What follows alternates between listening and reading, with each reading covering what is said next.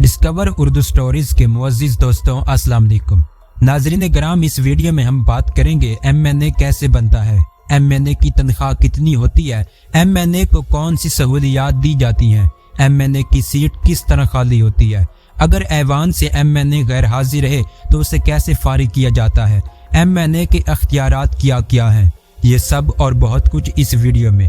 لیکن اگر آپ ہمارے چینل پر نئے ہیں تو ہمارے چینل کو سبسکرائب کر دیں اور ساتھ میں لگی بیل آئیکن کو بھی دبا دیں تاکہ اس طرح کی ویڈیوز کا نوٹیفیکیشن آپ کو بر وقت موصول ہو۔ تو آئیے چلتے ہیں اپنی اس ویڈیو کی طرف۔ محترم ناظرین، ایم این اے بننے کے لیے لازم ہے کہ وہ پاکستان کا شہری ہو، اس کی عمر کم سے کم 25 سال ہو، وہ کوئی بھی سرکاری یا نیم سرکاری نوکری نہ کرتا ہو، کسی اور منافع بخش عہدے پر فائز نہ ہو، اس کا نام ووٹر لسٹ میں درج ہونا چاہیے، وہ پاگل یا دیوانہ نہ ہو، وہ متقی، پرہیزگار اور اعلیٰ سیرت کا مالک ہو اور نظریہ پاکستان کا مخالف نہ ہو۔ قومی اسمبلی کے ارکان یعنی ایم این اے کو متعلقہ انتخابی حلقے کے ووٹرز براہ راست منتخب کرتے ہیں۔ اگر کوئی ایم این اے ایک سے زائد سیٹوں پر جیت جائے تو وہ صرف ایک حلقے کا ہی ایم این اے رہ سکتا ہے، باقی حلقوں سے دستبردار ہونا پڑے گا اور ان حلقوں میں کوئی اور الیکشن لڑے گا۔ اگر کوئی ایم این اے ایوان کی اجازت کے بغیر ایوان کے اجلاس سے مسلسل 40 روز تک غیر حاضر رہے تو ایوان اس کی نشست خالی قرار دے گا۔ اگر کسی ایم این اے نے اپنی سیٹ چھوڑنی ہو تو اپنا استعفیٰ پیش کر کے بھی اسے چھوڑ سکتا ہے۔ ایم این اے 5 سال کی مدت کے لیے منتخب کیا جاتا ہے۔ 5 سال گزرنے پر اسمبلی خود بخود ختم تصور ہوگی، لیکن اس کی مقررہ مدت سے پہلے صدر خود یا وزیر اعظم کے مشورے پر تحلیل کر سکتا ہے۔ قومی اسمبلی کے اجلاس کے دوران کسی ایم این اے کو گرفتار نہیں کیا جا سکتا، اسے ایوان کے اندر اپنی رائے کے اظہار کا مکمل حق حاصل ہوتا ہے، اس کی رائے کے خلاف کوئی عدالتی کارروائی ممکن نہیں ہے۔ ایم این اے کو معقول تنخواہ جو کہ الاؤنسز ملا کر تقریباً 2.25 لاکھ سے 2.5 لاکھ روپے بنتی ہے وہ دی جاتی ہے۔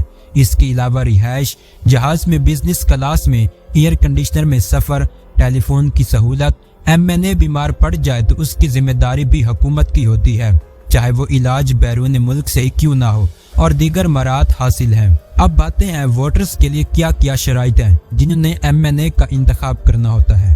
ووٹر پاکستان کا شہری ہو، اس کی عمر 18 سال ہو، اس کا نام انتخابی فہرست میں درج ہو، اسے کسی مجاز عدالت نے دماغی طور پر مفلوج یا پاگل نہ قرار دیا ہو۔ قومی اسمبلی کی مکمل نشستیں 342 ہیں، یعنی ایم این اے کی تعداد 342 ہے۔ قومی اسمبلی کے سال میں کم از کم 3 اجلاس ہونا ضروری ہے۔ اس کے کام کرنے کی میعاد 130 دن ہے، 2 اجلاس کے درمیان 120 دن کا وقفہ ممکن نہیں۔ قومی اسمبلی کے ارکان کی 1/4 ارکان کی درخواست پر اسپیکر اجلاس طلب کر سکتا ہے، وہ اجلاس صرف اسپیکر ہی ملتوی کرے گا۔ صدر کو ایک ایوان یا دونوں ایوانوں کا مشترکہ اجلاس بلانے کا اختیار حاصل ہے۔ قومی اسمبلی کے اجلاس کی کارروائی کے لیے ایک مستقل ہیڈ کوارٹر اسلام آباد میں ہے جسے پارلیمنٹ ہاؤس کہا جاتا ہے۔ قومی اسمبلی کے اجلاس کی کارروائی کے لیے سب سے پہلے اسپیکر اور ڈپٹی اسپیکر کا انتخاب کرنا ضروری ہے۔ یہ دونوں قومی اسمبلی کے ارکان ہوتے ہیں جن کو سارے ایم این اے حضرات منتخب کرتے ہیں۔ پارلیمنٹ کے اختیار کی بات کی جائے تو قانون سازی کے میدان میں پارلیمنٹ کے دونوں ایوانز یعنی سینٹ پلس قومی اسمبلی یکساں اختیارات کی حامل ہے۔ قانون سازی کے لیے کوئی بھی بل کسی بھی ایوان میں پہلے پیش ہو سکتا ہے، اس پر بحث ہوتی ہے، رائے شماری کرائی جاتی ہے، پھر دوسرے ایوان میں اسی کارروائی سے گزرتا ہے۔ جب دونوں ایوان کسی بل کی منظوری دے دیں تو صدر کی منظوری سے وہ بل قانونی شکل اختیار کر لیتا ہے۔ اگر بل کے متعلق کسی ایوان میں اختلاف پیدا ہو جائے تو صدر دونوں ایوانوں کا مشترکہ اجلاس طلب کر سکتا ہے۔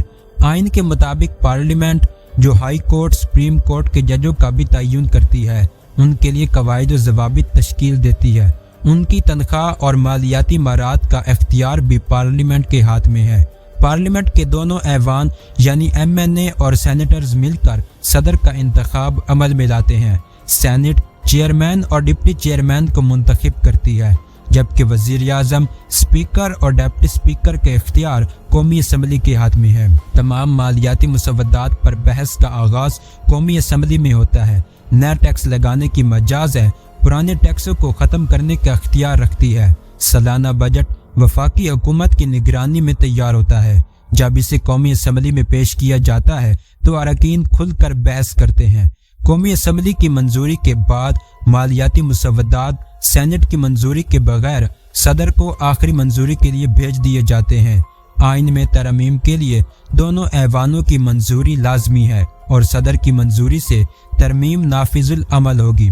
दोनों ऐवानों के अरकान बराह रास्त और बिलवास्ता तौर पर अवाम के नुमाइंदे हैं, इसलिए दोनों ऐवान अवाम के मसाइल को हल करते हैं।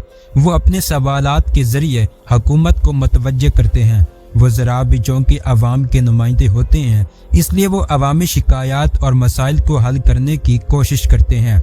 पार्लियामेंट के अरकान को हुकूमत की तरफ से तरक्याती फंड्स भी मुहैया किए जाते हैं जो वो अपने हल्कों की तरक्की पर खर्च करते हैं। अगर मुल्क सियासी अदम इस्तेकाम से दो चार हो जाए, मुल्क की सलामती खतरे में पड़ जाए या बैरूनी हमले और गैर मुल्की मदाखलत का खतरा हो, अमन व अमान की सूरत हाल बिगड़ जाए तो हुकूमत हंगामी हालात का ऐलान कर सकती है।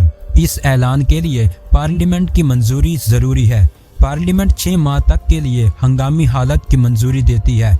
इसी तरह इंतज़ामिया के ताल्लुक चूँकि दोनों ऐवानों से होता है, इसलिए ऐवानों के इजलास में काबीना के अरकान शिरकत करते हैं। मुकन्ना इंतज़ामिया की निगरानी करती है, इसलिए मुख्तलिफ तरीक़ों से इसका एहतसाब करती है, मसलन सवालात, तनकीद, तहरीक अदम एतमाद वगैरह। अगर हमारी वीडियो आपको अच्छी लगी है तो कमेंट्स में अपनी राय का इजहार ज़रूर कीजिएगा। इजाज़त दीजिए। अल्लाह हाफिज़।